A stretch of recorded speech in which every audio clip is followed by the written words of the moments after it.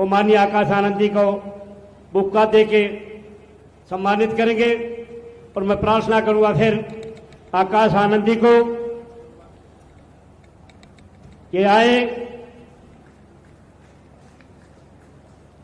एक बार जोरदार तालियों से स्वागत करें। ताऊ देवीलाल अमर रहे, अमर रहे, अमर रहे। ताऊ देवीलाल अमर रहे, अमर रहे, अमर रहे। मानवर काशीराम अमर रहे, अमर रहे, अमर रहे।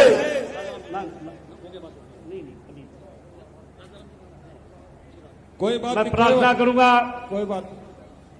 आकाश आनंद जी से, जो बीएसपी के राष्ट्रीय संयोजक हैं, हमारे बीच में आए हैं। मैं प्रार्थना करूंगा वे आए और अपनी बात पे रखें।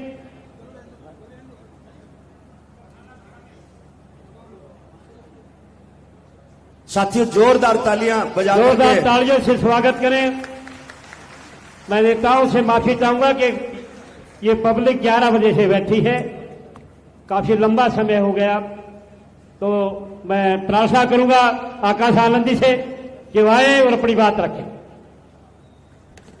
जय भीम साथियों। जय भीम।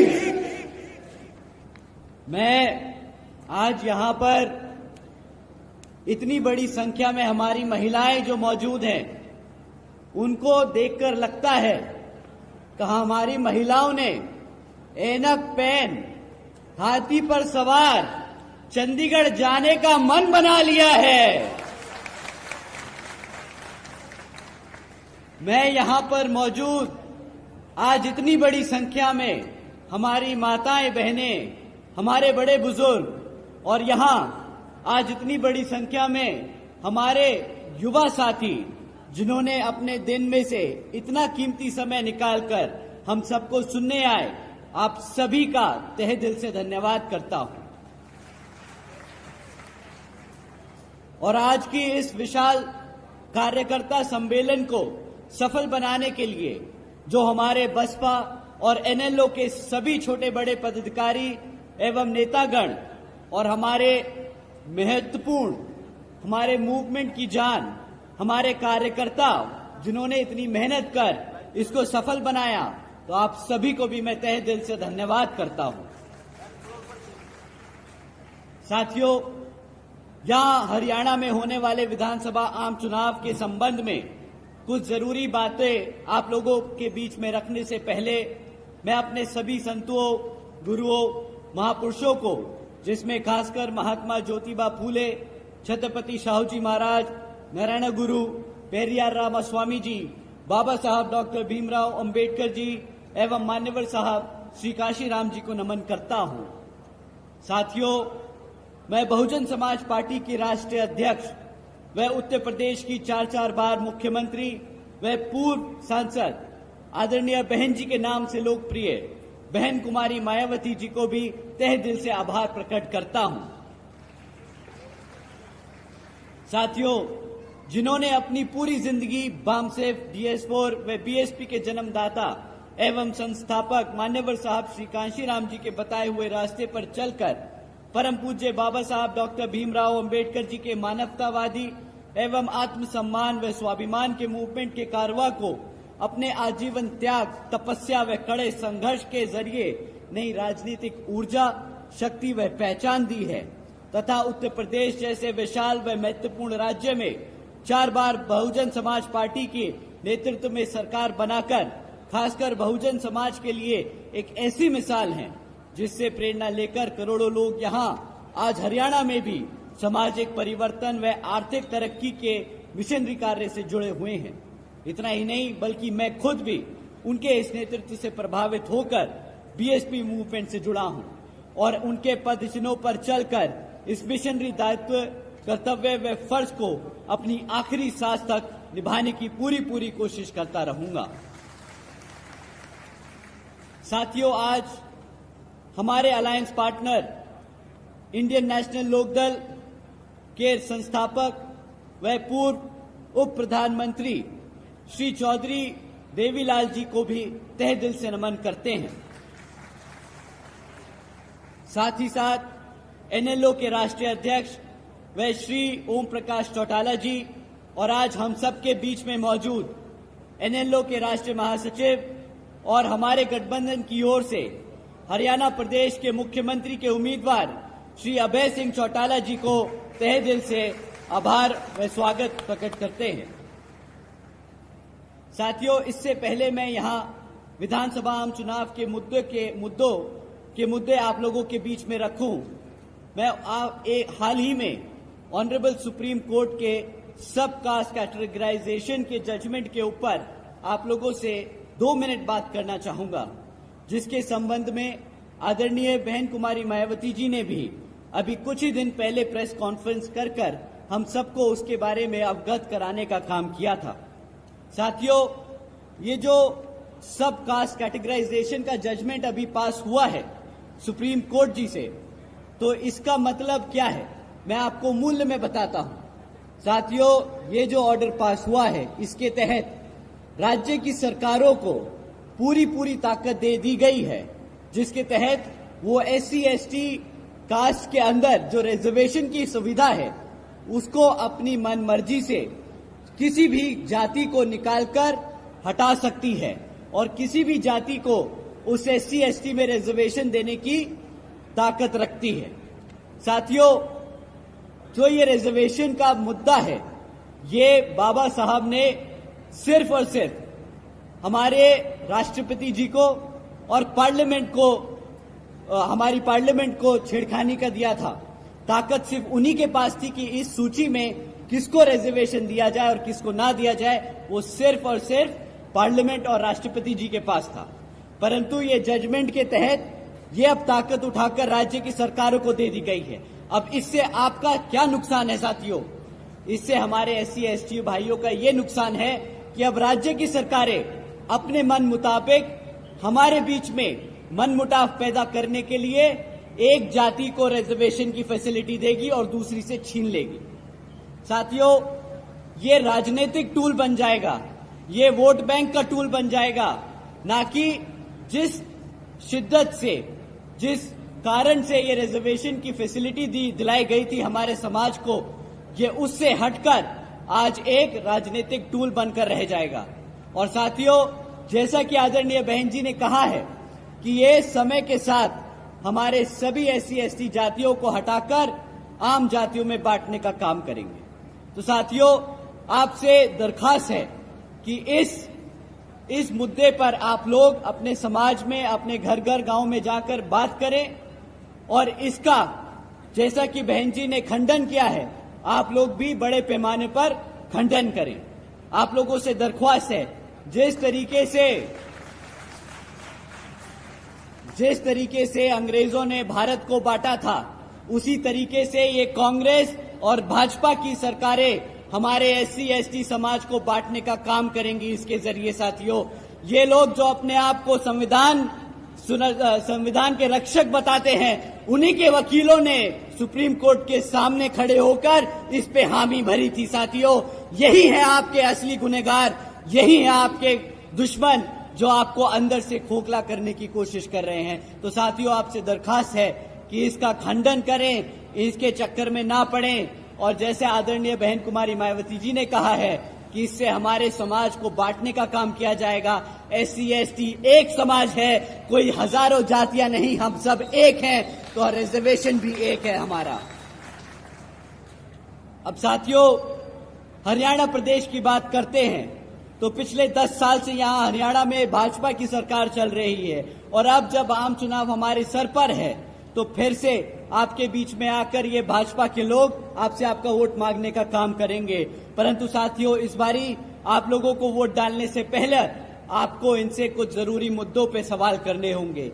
साथियों, मैं आपसे जाति और धर्म के आधार पर सवाल करने को नहीं कहूंगा, मैं आपसे कहूंगा कि आप शिक्षा पे सवाल करें, रोजगार पे सवाल करें और यहाँ पे आसमान छूती हुई महंगाई पे सवाल करें।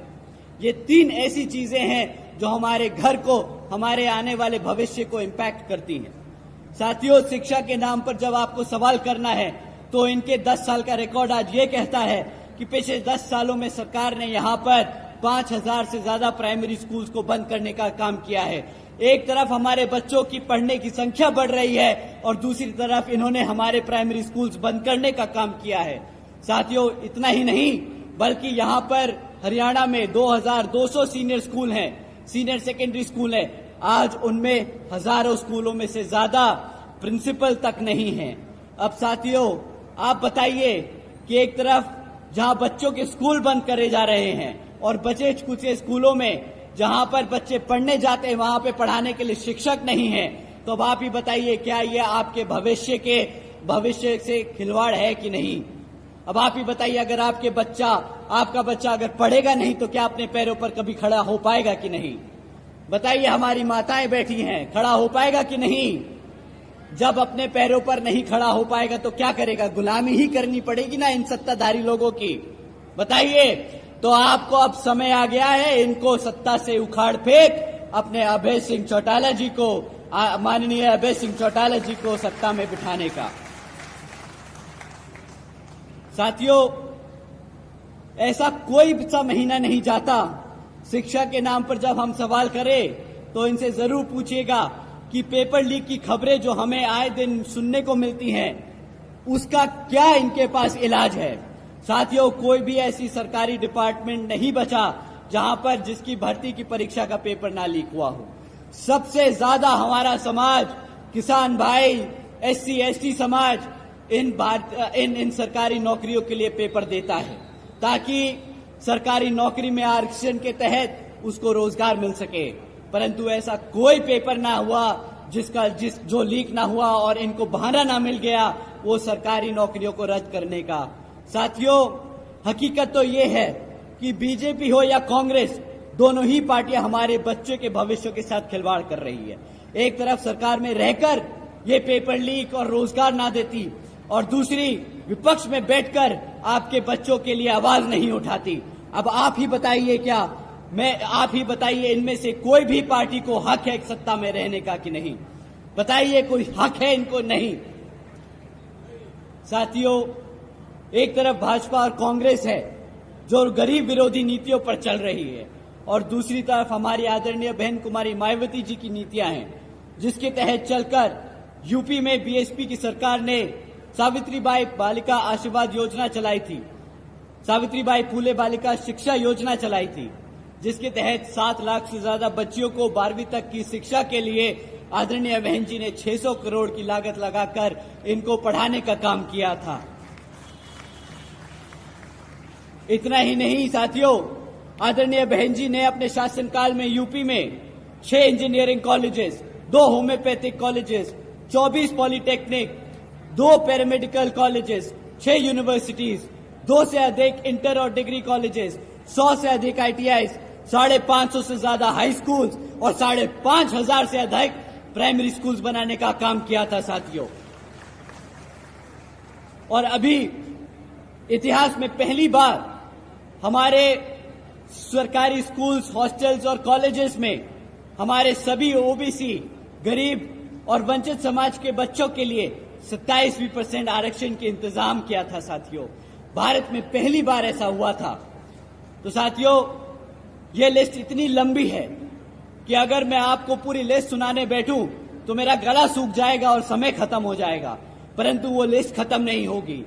इसी तरह मुझे पूरा विश्वास है, बहन जी को पूरा विश्वास है कि जब आप आदरणीय अभय सिंह चौटाला जी को मुख्यमंत्री बनाकर चंडीगढ़ की गद्दी पे बिठाएंगे तो उसी तरह, उतनी मेहनत से आपके बच्चों के लिए स्कूल्स और कॉलेजेस खोलेंगे।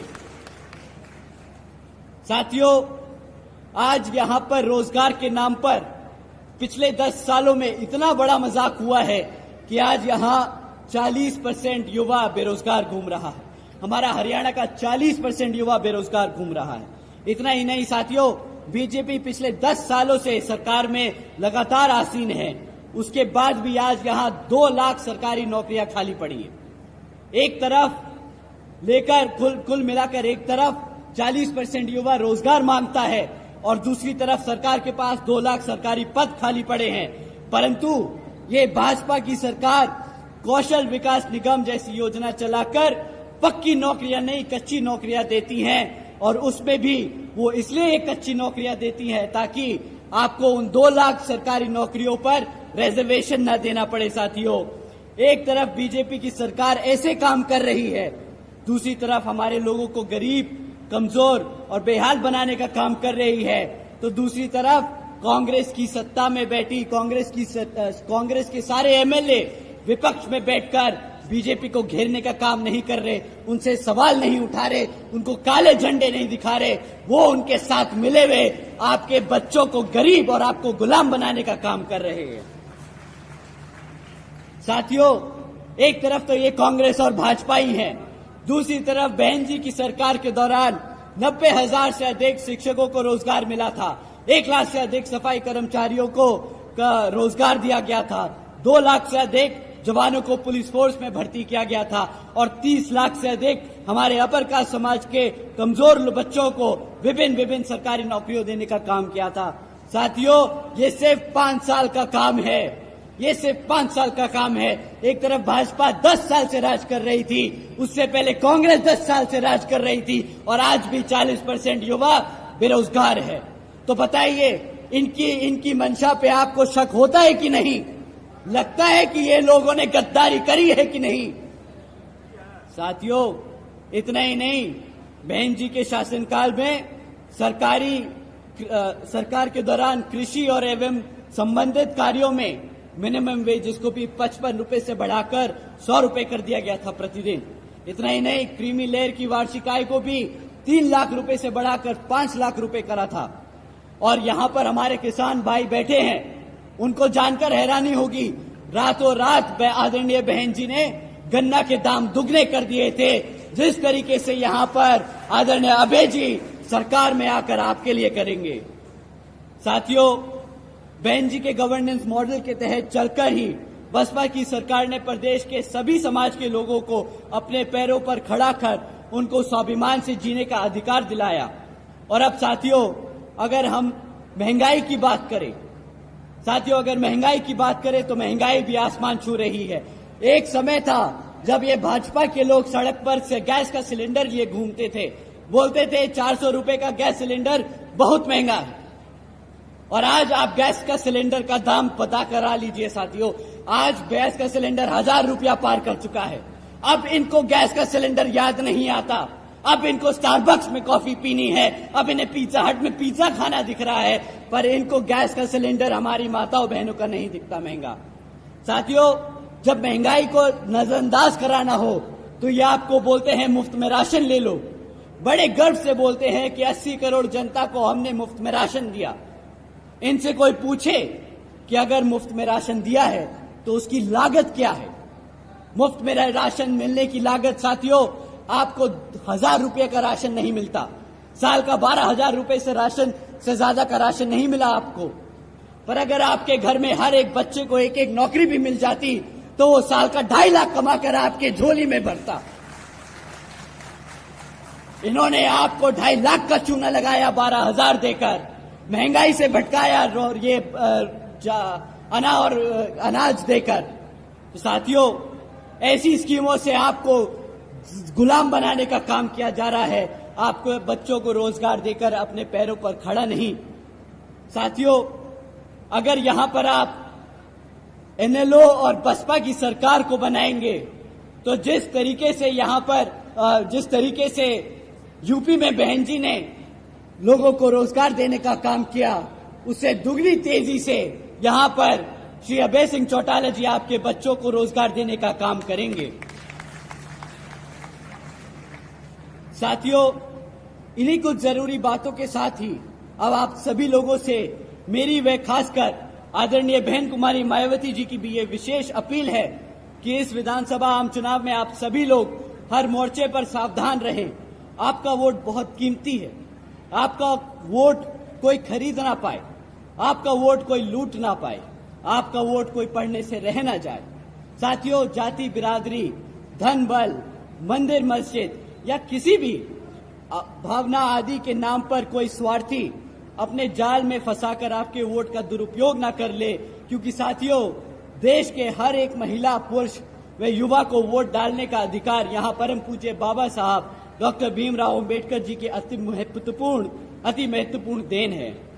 मैं आप सभी से एक बार फिर से खास अपील करता हूं कि आप लोग यहां अपने अपने क्षेत्रों में जहां बसपा और एनएलओ के विधानसभा उम्मीदवार चुनाव लड़ रहे हैं, तो आप उन लोगों को वोटिंग मशीन पर बसपा का हाथी चुनाव चिन्ह और एनएलओ का चश्मे का चुनाव चिन्ह के सामने वाले बटन को दबाकर यहां पर उन्हें भारी मतों से जिताकर विधानसभा में भेजने का काम करें, ताकि आने वाले समय में आप सब हमारे अपने श्री अभय सिंह चौटाला जी को मुख्यमंत्री के रूप में देखकर आपके लिए काम करने का मौका दें। अब अंत में मैं अपनी बात यहां खत्म करने से पहले अपनी सारी माताएं बहनें, सारे बड़े बुजुर्ग, हमारे सभी युवा साथी, हमारे सभी प्रेस के, हमारे मेहनतकश गीतकार, हमारे सभी कार्यकर्ता और नेतागण, आप सभी का मैं तहे दिल से धन्यवाद करता हूं और आपसे विनती करता हूं कि अब हमारे मुख्य अतिथि श्री अभय सिंह चौटाला जी की आप बात सारी ध्यान से सुने। वो आपको आकर बताएंगे कि किस तरह आपके लिए यहाँ पे काम किया जाएगा। तो एक बार जोरदार तालियां हमारे श्री अभय सिंह चौटाला जी के लिए। बहुत बहुत धन्यवाद माननीय आकाश आनंदी का। अब मैं प्रार्थना करूंगा बहुत जुझारू, कर्मठ, संघर्षशील और प्रदेश में अपनी बात के धनी के नाम से मशहूर किसानों की आवाज, युवा दिलों की धड़कन चौधरी अभय सिंह चौटाला से मैं प्रार्थना करूंगा कि आए और अपना संदेश आपको दे। मैं 2-3 नारे लगाऊंगा, आपने उसमें सहयोग देना है। बाबा साहब अमर है।